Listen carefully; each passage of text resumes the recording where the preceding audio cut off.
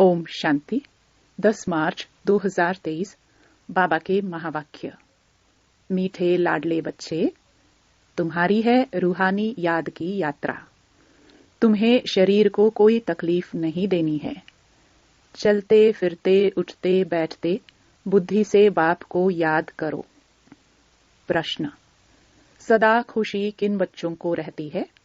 स्थायी खुशी न रहने का कारण क्या है? उत्तर: जो पुरानी दुनिया, पुराने शरीर से ममत्व तोड़ बाप और वर्षे को याद करते हैं, उन्हें ही स्थायी खुशी रहती है। जिनकी याद की यात्रा में माया के तूफान आते, अवस्था ठंडी हो जाती, उनकी खुशी स्थायी नहीं रहती। दूसरा, जब तक भविष्य राजाई इन आंखों से नहीं देखते हैं, तब तक खुशी कायम नहीं रह सकती। गीत: हमें उन राहों पर चलना है। ओम शांति।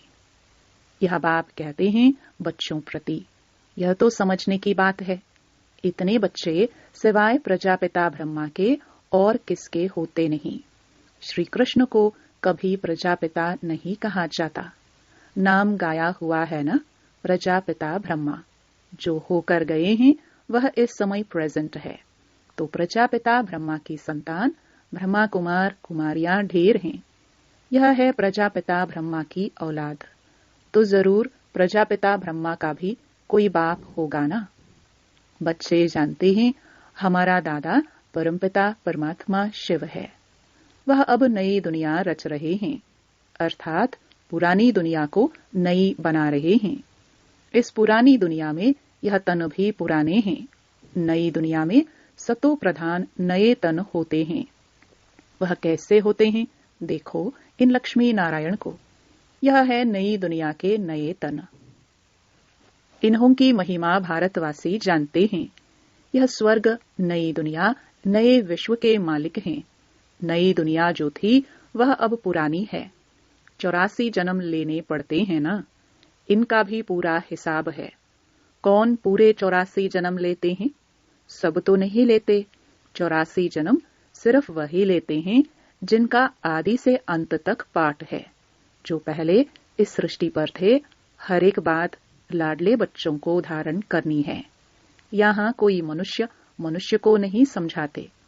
यह तो निराकार परमपिता परमात्मा मनुष्य तन में बैठ समझाते हैं।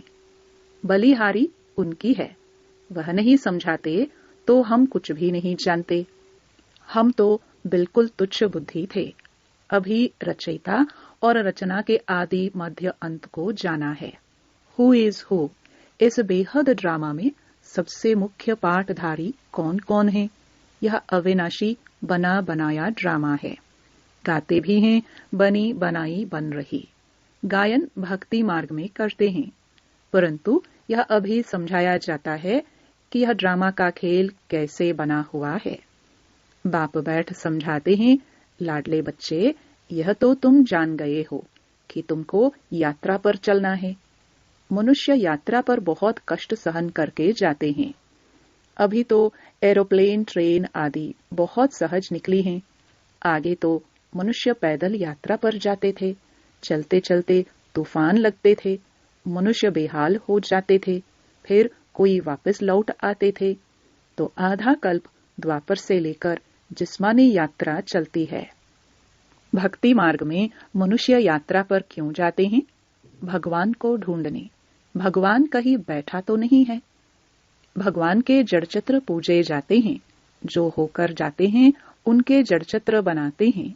चैतन्य में तो भगवान मिल ना सके। शिवलिंग आदि यह सब जड़चित्र हैं। जड़चित्रों को देखने के लिए यात्रा करते हैं।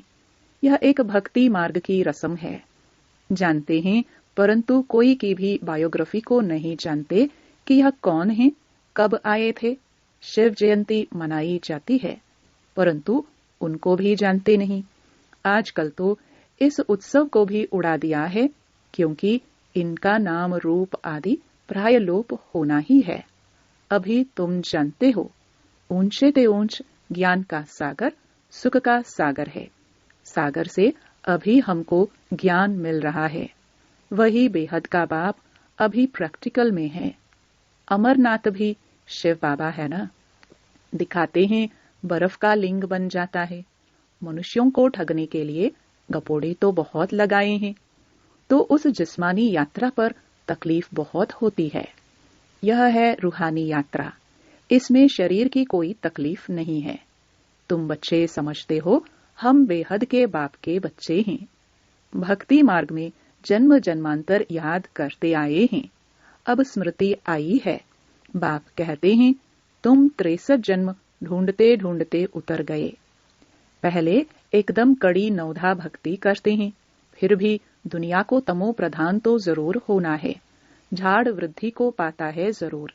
एक भी मनुष्य वापस मेरे पास आ नहीं सकते। नाटक में सबको अपना पार्ट बजाना है। सतो रजो तमो में आना है। नंबर 1 का ही मिसाल लो। नंबर 1 लक्ष्मी नारायण सतो प्रधान थे, अब तमो प्रधान हैं, जिसमें ही फिर शिव बाबा ने प्रवेश किया है, क्योंकि इनको ही फिर नंबर 1 बनना है। फिर प्लस में माँ को रखते हैं। माताओं को लिफ्ट देनी होती है।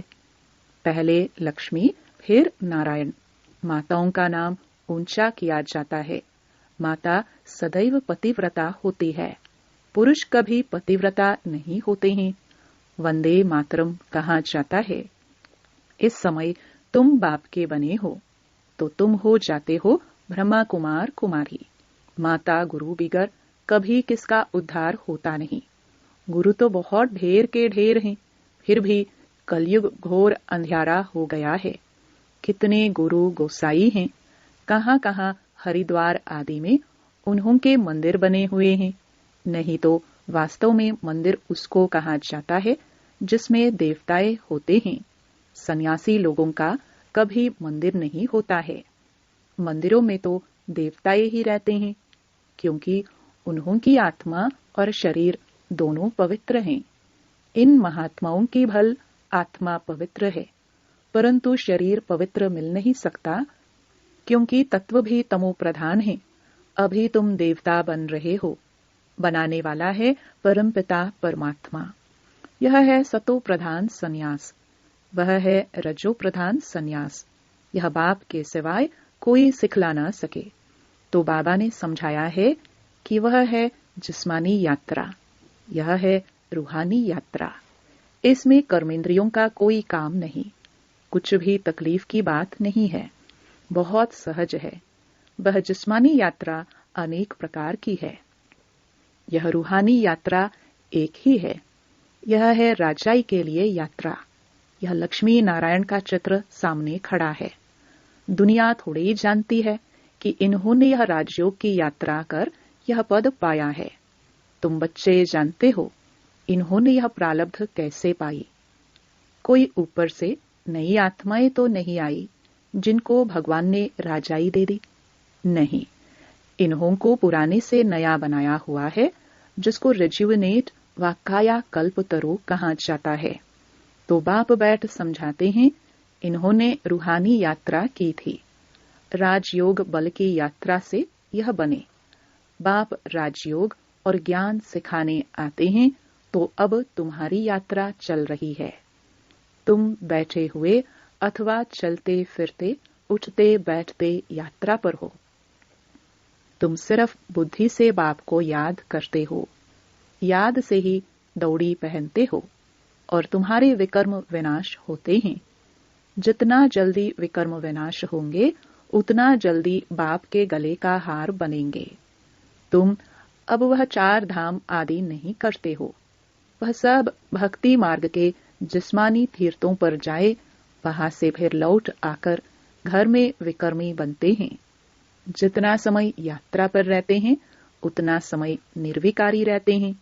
आजकल तो हरिद्वार में जाकर देखो, पंडे लोग बड़े गंदे रहते हैं। लोग यात्रा पर जाते हैं तो पवित्र रहते हैं, और वहां के रहवासी पंडे लोग अपवित्र रहते हैं। तुम्हारी यात्रा कितनी स्वच्छ है। कुछ भी धक्का आदि नहीं खाना है। बाबा कहते हैं, लाडले बच्चे, उठते बैठते चलते फिरते सिर्फ मुझे याद करो। यह आत्माओं से बात कर रहे हैं। आत्मा इन ऑर्गन्स द्वारा सुनती है। आत्मा मुख से बोलती है, आंखों से देखती है। आत्माएं इन आंखों से दिखाई नहीं पड़ती, न परमात्मा दिखाई पड़ता।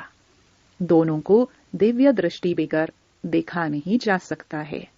समझा जाता है तब कहते हैं हमारे में आत्मा है, हमारी आत्मा दुखी है, हमारी आत्मा एक शरीर छोड़ दूसरा जाकर लेती है। आत्मा बोलती है ना। परमात्मा भी आत्मा से बात करते हैं, हे लाडले बच्चे, आत्माएं अब तुमको मेरे पास आना है। मैं तुमको यात्रा सिखलाता हूँ। तुम पवित्र बनने सिवाय मेरे पास आ नहीं सकते हो। आत्मा पवित्र है। पहले पहले आत्मा सतो प्रधान है, फिर सतो रजो तमो गुणी होती है। शरीर भी सतो रजो तमो होता है। सतो प्रधान को गोरा, तमो प्रधान को सांवरा कहा जाता है। कितनी समझ की बात है। तुम जानते हो आत्मा और परमात्मा अलग रहे बहुकाल, अब आकर फिर मिले हैं। मनुष्य मनुष्य के साथ मिलेंगे, आत्मा आत्माओं के साथ मिलेगी, परमात्मा भी वहां मिलेंगे। आत्मा और परमात्मा दोनों का साक्षात्कार दिव्य दृष्टि से होता है, क्योंकि वह अति सूक्ष्म है, स्टार है। अब कोई भी साइंस घमंडी नहीं जो कह सके आत्मा की प्रवेशता कैसे होती है। इन बातों का उनको बिल्कुल पता नहीं है। मोस्ट बिलवड बाप है। भक्ति मार्ग में आधा कल्प भक्त भगवान को याद करते हैं। ऐसे नहीं कि सब भगवान हैं। सब भगवान हो तो भक्त आराधना, वंदना, साधना क्यों करते? किस लिए करते?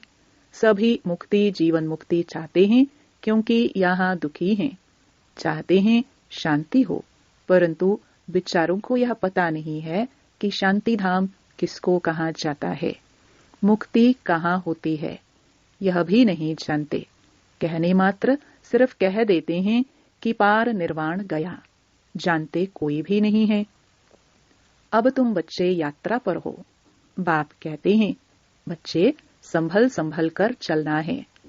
तूफान तो बहुत आएंगे, तुम याद करने की कोशिश करेंगे, माया बुद्धि योग तोड़ देगी, फिर वह अवस्था ठंडी हो जाती है, खुशी का पारा हट जाता है। नहीं तो खुशी का पारा स्थायी रहना चाहिए। इन आंखों से वह राजाई देखते हैं तो खुशी कायम रहती है। यहाँ तुम बुद्धि योग से जानते हो कि राजाई मिलती है। राजाई के लिए हम पढ़ रहे हैं। इन आंखों से नहीं देखते हो, इसलिए माया घड़ी घड़ी भुला देती है। बाबा कहते हैं गृहस्थ व्यवहार में रहते हुए कमल फूल समान रहो। पुरानी दुनिया, पुरानी शरीर, सबसे ममत्व तोड़ते जाओ। एक बाप को याद करो। पहले तुमको बाप के पास जाना है, फिर नई दुनिया में आना है। बाप और वर्षे को याद करो, फिर जब हम यहाँ आएंगे तो वह होगी प्रारब्ध, उसको याद नहीं करेंगे। अभी हम पुरुषार्थ करते हैं भविष्य प्रारब्ध पाने के लिए। यहाँ मनुष्य पुरुषार्थ करते हैं यहाँ की आजीविका के लिए। हम भविष्य की आजीविका के लिए पुरुषार्थ करते हैं। गृहस्थ व्यवहार में रहते फिर यह कोर्स भी उठाना है, नॉलेज को धारण करना है, फिर तुमको पुरुषार्थ नहीं करना होगा। वहां तुम पुरुषार्थ नहीं करते, प्रारब्ध भोगते हो। तुम जानते हो हम भविष्य बनाते हैं, वहां प्रारब्ध भोगेंगे। वहां याद नहीं रहती कि हम प्रारब्ध भोगते हैं, फिर तो पुरुषार्थ भी याद पड़े। पुरुषार्थ और प्रारब्ध दोनों ही भूल जाते हैं। प्रारब्ध भोगते रहते हैं, पास्ट का पता नहीं रहता। अभी तुम पास्ट, प्रेजेंट, फ्यूचर को जानते हो, और कोई मनुष्य नहीं जो पास्ट, प्रेजेंट, फ्यूचर को जानते हो। इसको कहा जाता है त्रिकालदर्शी। बाबा ने रूहानी यात्रा और जिस्मानी यात्रा का कॉन्ट्रास्ट भी अच्छी रीति समझाया है। जिस्मानी यात्रा जन्म जन्मांतर करते आए, यह रूहानी यात्रा है एक जन्म की। स्वर्ग में जाएंगे, फिर लौटकर इस मृत्यु लोक में आना नहीं है। अच्छा, मीठे मीठे सिखलदे स्वदर्शन चक्रधारी बच्चों प्रति माता पिता बाप दादा का याद प्यार और गुड मॉर्निंग। रूहानी बाप की रूहानी बच्चों को नमस्ते। धारणा के लिए मुख्य सार। पहला, सतो प्रधान संन्यास से आत्मा और शरीर दोनों को पवित्र बनाना है। पुरानी दुनिया और पुराने शरीर से ममत्व तोड़ देना है। दूसरा, त्रिकालदर्शी बन पास्ट, प्रेजेंट, फ्यूचर को बुद्धि में रख पुरुषार्थ करना है। नॉलेज को धारण कर स्थायी खुशी में रहना है। वरदान, पुराने हिसाब किताब को समाप्त कर संपूर्णता का समारोह मनाने वाले बंधन मुक्त भव।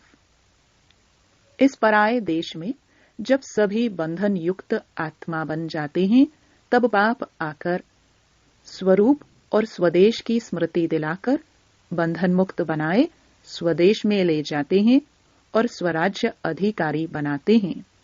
तो अपने स्वदेश में चलने के लिए सब हिसाब किताब के समाप्ति का समाप्ति समारोह मनाओ।